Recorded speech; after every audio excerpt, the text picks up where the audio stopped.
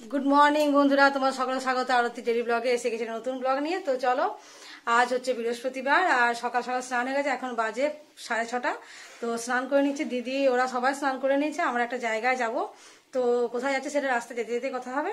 তো আমি এখন চলে এসেছি ঠাকুর ঘরে, আগে পুজোটা করে নেব। এখানে আমি পুজো সবকিছু করে নিয়েছি চটপট। আজকে যেহেতু বৃহস্পতিবার, একটু পুজো করতে তো এমনিতেই সময় লাগে, তো আমি চেষ্টা করছি তাড়াতাড়ি পুজো করে নেওয়ার জন্য। ওরা সবাই রেডি হয়ে গেছে, জাস্ট আমার পুজো হবে আর বেরোবো। একটা বিশেষ জায়গায় যাচ্ছি, হঠাৎ প্রোগ্রাম অবশ্যই, তো তোমার সাথে আমি অবশ্যই শেয়ার করবো রাস্তায় যেতে যেতে। চলো চলো, পুজো কমপ্লিট হয়ে গেছে আর দিদিরা রেডি হয়ে গেছে, এবার আমি রেডি হবো, তাহলেই হয়ে যাবে। দিয়ে তারপর আমরা বেরিয়ে যাবো। তো কোথায় যাচ্ছি সেটা তোমার সাথে পরে পরে গল্প করবো, এখন আগে রেডিটা হই। যাবো, এখনো স্নান করছে, গাড়ি চলে আসবে এক্ষুনি। চলো, আমরা রেডি হয়ে গেছি, এখন বাজে ঘড়িতে 8:20 আর এখন আমরা বেরোবো। আমরা এখন যাচ্ছি হাতিখাদা। হাতিখাদা ঠাকুর দেখবার মানে অনেক দিনের ইচ্ছে ছিল, আমি গিয়েছিলাম অনেক বছর আগে, তো ঠিকঠাক মনে নেই। তো যাই হোক, এখন গিয়ে দেখলেই হয়তো মনে পড়বে। আর তখন পুজো দিইনি, শুধুমাত্র গিয়েছিলাম। তো চলো, আমরা এখানে গাড়িতে আর দিদি দিদি জামাইবাবু আমরা সবাই বসে পড়েছি। জামাইবাবু আছে সামনের সিটে, দুই দিদি আছে মাঝের সিটে, আর আমি আর কর্তা আছে একদম পেছনে। তো অনেক জায়গা, ইচ্ছে মতো অনেক স্পেস আছে গাড়িতে। আর চলো, এখন আমরা এখন আরামসে গল্প করে করে যাই। অনেকটা রাস্তা তো, তো অনেকটা রাস্তা হলো। আমি কিন্তু একদম কমপ্লিটলি উপোস দিয়ে এসেছি। আর দিদিরা একটু বিস্কুট খেয়েছে, ওদের ওষুধ টষুধ আছে খাবার, বা খালি পেটে গাড়িতে গাগুলোই। আর আমিও খেতাম, চা বিস্কুট খেয়ে আসতাম, কিন্তু যখন আমি দেখলাম যে আমি খাওয়ার সুযোগ পেলাম না, মানে সময় আর হয়ে উঠলো না, গাড়ি চলে এসেছে, তাই বললাম ভালোই হয়েছে, ঠাকুরের তো এটাই চাইছে যে তুই না খেয়ে আয়। এটা মাথার মধ্যে ঢুকলো আর বেরিয়ে পড়লাম। তো যাই হোক, চলো, ঠাকুরের নাম নিয়ে আজকে বেরোচ্ছি। তো শুনেছি হাতিখাদা ঠাকুর নাকি খুব জাগ্রত। তো অনেক দিন ইচ্ছে ছিল পুজো দেবার, কিন্তু দেওয়া হয়ে উঠছিল না। আমার মেয়ের তো ভীষণ আসার ইচ্ছে ছিল, কিন্তু যাই হোক হলো না। ওকে পরের বারে ভাবছি নিয়ে যাবো, আজকে তো হলো না। তো চলো, আমরা ঝাড়খণ্ড এলাকায় ঢুকতেই যাচ্ছি, দেখতেই পাচ্ছ। তো ঝাড়খণ্ড এলাকাতেই আছে মন্দিরটা। আর এটা তোমার টাটা রোড ধরে অনেকটা যেতে হবে, টাটা পর্যন্ত যাব না, কিন্তু টাটা রোডটা ধরবো। আর তারপর ডান দিকে একটা ছোট্ট রাস্তা আছে, সেই রাস্তা দিয়ে গ্রামের ভেতরে এলে এই গ্রামের শেষে এই মন্দিরটা। তো চলো, এটা মন্দিরের গেট, আমরা এখানে পৌঁছে গেছি। এটা বেশ মস্ত বড় গেটটা করেছে, তখনও কিন্তু এই গেটটা ছিল যখন আমি এসেছিলাম। আর এই গেটের ভেতর দিয়ে অনেকটা গেলে তারপরে মন্দিরটা পাবে, ভেতরে মূল মন্দির পাওয়া যাবে। তো এখানে অনেক দোকান আছে, কর্তা একটু খোঁজ নিচ্ছে, কিন্তু পুজোর জিনিস কিন্তু ওরা বললো যে এখানে শুধু খাওয়া দাওয়ার দোকান, পুজোর জিনিস নিতে গেলে ভেতরেই পাওয়া যাবে। তো এই যে হাতিখাদা ঠাকুর, শ্রী শ্রী হাতিখাদা ঠাকুর লেখা আছে ভেতরে, এর ঠিক পাশটিতেই আছে ওই প্রসাদের দোকানটা। আর এখানে মন্দিরে ঢোকার জন্য আছে তোমার পা ধোয়ার ব্যবস্থা আছে। তো আমরা এখানে একটু হাত পা ধুয়ে নিচ্ছি, হাত পা ধুয়ে তারপর আমরা এখান থেকে ভেতরে যাব। আর দেখতেই পাচ্ছ এই যে ভেতরে প্রসাদ প্রসাদ নিয়ে যাওয়ার দোকান এটাই। তো এখানে যদি কেউ মানসিকের নারকেল বাঁধে, সেটা কিন্তু 60 টাকা। আর যদি কেউ লাড্ডু বা এমনি প্রসাদ পুজো দেওয়ার জন্য প্রসাদ কেনে, সেটাও 60 টাকা। তো সব কিছুর মধ্যে ফুল টুল সবই দেওয়া থাকবে, সব ওদের ব্যাপার, সব দেওয়া আছে, ফুল ধূপ সব কিছুই থাকবে। আর এই যে ঠাকুর দেখতে পাচ্ছ, হাতিখাদা ঠাকুরের এই যে ফটো, ছোট বড় সব রকমই আছে, যেরকমটা সব মন্দিরেই থাকে। তো হাতিখাদা ঠাকুরের ফটো নাকি কিনতে নেই বা বাড়িতে রাখতে নেই, কিনলেও গাড়িতে বা বাড়ির বাইরে রাখতে হয়, তাই ওটা আর কিনিনি। তো চলো, এখন ভেতরে যাচ্ছি। আর সবাই ঘন্টা বাজিয়ে বাজিয়েই যাচ্ছে অবশ্য ভেতরে। ভেতরে এই ঘেরা টোপটা কিন্তু আগে ছিল না।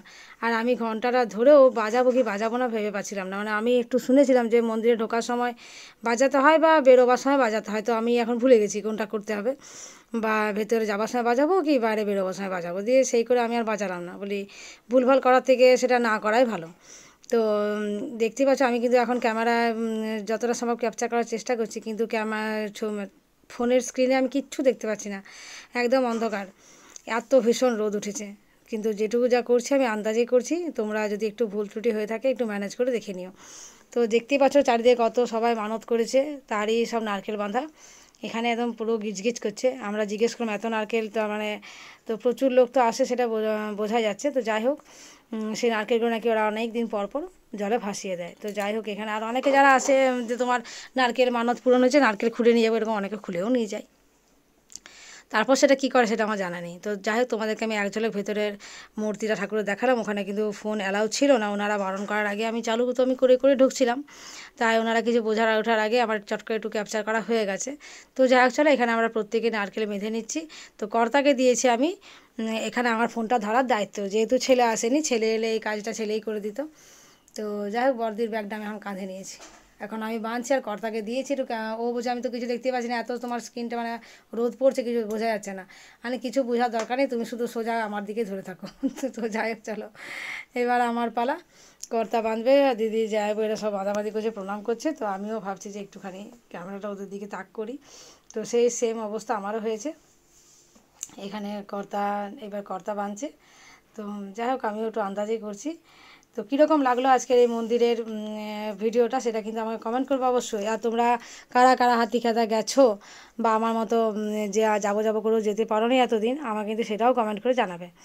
তো চলো, আর যদি কেউ না এসে থাকো, যদি এই ভিডিও থেকে ভালো লাগে, তখন তোমরা চাইলে আসতে পারো।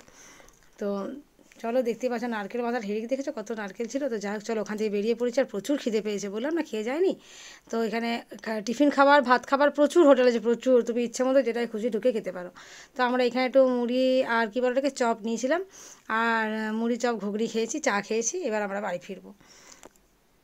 তো এখান থেকে আমরা বাড়ি ফিরে আসছি। তো রাস্তায় দেখতেই পাচ্ছ এখন তো হরিনামের সিজন, এটা পুরো তোমার ফাল্গুন চৈত্র বৈশাখ জ্যৈষ্ঠ এই মাস কয়েকটা হরিনাম প্রত্যেকটা গ্রামেই হয় আমাদের এদিকে। তো প্রত্যেকটা জায়গাতে হয়, আমাদের এদিকে বলাটা ভুল হবে, সবার ওখানেই হয়। তো দেখতে পাচ্ছ কতগুলো মণ্ডপ পেরিয়ে এলাম। এমন অনেকগুলো মণ্ডপ পেরিয়েছে যেগুলো তো আমার ক্যাপচার করাই হয়নি। তো যাই হোক, এখন দেখতে পাচ্ছ জঙ্গলের ভিতরে কত পলাশ গাছ। আর ঠিক যখনই অন করছি তখন পলাশ গাছগুলো পেরিয়ে যাচ্ছে, আর নয়তো পলাশ গাছ আসার পরে হয়তো আমি অন করছি, এরকম হয়ে যাচ্ছে। আর এই একটা গ্রামে হরিনাম হয়েছে আজকে, বোধহয় ধুলট হলো। ধুলটে কিন্তু এরকম রং খেলে প্রত্যেকটা গ্রামে, আমাদের গ্রামেও ধুলটে রং খেলা হবে। তো যথারীতি সেই ব্লগ তোমরা দেখতেই পাবে। সেটা অবশ্যই আসছে বৈশাখ মাসে। বৈশাখ মাসে আমাদের এখানে প্রথম দিকেই হয় একদম হরিনাম সংকীর্তন। তখন কিন্তু আমরাও এরকম ধুলাটের দিনে রং বেশ জম্পেশভাবেই খেলি। আগে ভয় ভয় খেলতাম, এখন কিন্তু দিল খুশ করেই খেলি। তো চলো, গল্প করতে বাড়ি ফিরলাম। আমাদের কথা ছিল হোটেলে খাওয়া দাওয়া করে বাড়ি ফেরার, কিন্তু যেহেতু পুজো তাড়াতাড়ি হয়ে গেছে, 11টার মধ্যে 11:30টার মধ্যে আমরা বাড়ি ফিরে গেছি। তাই বর্দি বললো আর রাস্তায় খাইয়ে কাজ নেই, যেহেতু সেইমাত্র আমরা টিফিন করেছি। তো বর্দি বলে যা হোক কিছু একটা ভাত করে নেবো। তো ভাত করতে গিয়ে আমাদের প্রচুর রান্না হয়ে গেছে, অল্প অল্প এটা করি সেটা করি করতে করতে। বর্দি তো এক্সপার্ট রান্নার, বুঝতেই পারছো। তো অনেক কিছু রান্নাই হবে, তো পরে তোমার দেখাবো কী রান্না হয়েছে। আর এখানে কর্তা বাঁধোয়ানে মিষ্টি নিয়েছিল। তো সেই মিষ্টিগুলো আমি একটু খালি করে নিচ্ছি, যেহেতু মা আছে বাড়িতে, ছেলেকেও নিয়ে যায়নি। ঠাকুমাকে বলেছি, তো ঠাকুমা থাকছে বাড়িতে, একটু ঠাকুমাকে দেখাশোনা করবি, মায়ের তো বয়স হয়েছে বুঝতেই পারছো, ফাঁকা করে রেখে যাওয়াটা ঠিক হবে না। তাই ছেলেকে রেখে দিয়ে গেছিলাম। তো মিষ্টিগুলো আমি এখন খালি করে রাখছি, আর ছেলেকেও দেবো, শাশুড়ি মাকেও দেবো, আর একটু আধটু আমরাও খাবো। তো যাই হোক চলো, মিষ্টিগুলো দেখে ভীষণ লোভ লাগছে, আর ভীষণ টেস্টি ছিল জানো মিষ্টিগুলো। এখন এডিটিং করতে গিয়ে আরও মনে পড়ে যাচ্ছে মিষ্টিগুলোর কথা। এমনিতে আমি মিষ্টির ভক্ত নই, কিন্তু এই মিষ্টিগুলো আমার দুটোই খুব ভালো লেগেছে। তো যাই হোক চলো, এটা ভালো করে ঠিকঠাক করে রেখে দিই। এবার লাঞ্চে অনেক কিছু রান্না হয়েছে, দেখছো, সিম ভাজা হয়েছে, কুমড়ার ছক্কা হয়েছে, আর ঝিঙে পোস্ত হয়েছে আলু দিয়ে। এখানেও আছে, প্রত্যেকে ভাত বাড়া হয়ে গেছে, টুকটাক করে এখন আছে এগুলো যা ফুল দেওয়ার বলছি, জল দেওয়ার জন্য। তো চলো, এখানে যে কেন কুড়িগুলো ঝরে যাচ্ছে বুঝতে পারছি না। ফুলটা একবারই ফুটেছিল, একটা ফুল ফুটেছিল, সেটা ঝরে গেছে, আমি পুজো দিতে পারিনি। আর এই দেখো এরকম এরকম কুড়িগুলো বড় হচ্ছে, একটু এনে মুখটা খুলছে তো কুড়িটা ঝরে যাচ্ছে, সেটা তো কিছু বুঝতে পারছি না কেন এরকমটা হচ্ছে। তো চলো গাছে জলটা দিয়ে দিই চট করে।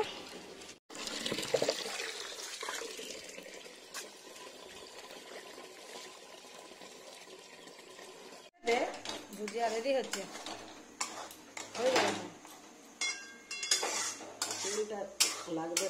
তেল লাগবে মনে হচ্ছে না, একটু বার করা নাই তেল নেই, আর যেটা জায়গাটায় তো আমি বের করে রাখি। হ্যাঁ তেলটা লাগবে, আমি বের করে আনি। চলো, রাত্রে ডিনার শুরু হয়ে গেছে, আর দেখতেই পাচ্ছ কী কী রান্না হয়েছে, তোমরা তো সবই দেখছো। তো আজকের ব্লগটা এখানে রাখছি, যদি ভালো লেগে থাকে অবশ্যই একটু লাইক কমেন্ট শেয়ার করে দেবে। আর আগামীকাল দেখা হচ্ছে নতুন ব্লগে নতুনভাবে। যারা এখনও সাবস্ক্রাইব করেনি প্লিজ একটু সাবস্ক্রাইব করে দেবে। খুব ভালো থেকো, সুস্থ থেকো, দেখা হচ্ছে পরের দিন পরের ব্লগে। আর কীরকম লাগছে কমেন্ট কিন্তু একদম ভুলবে না, কমেন্ট অবশ্যই করবে।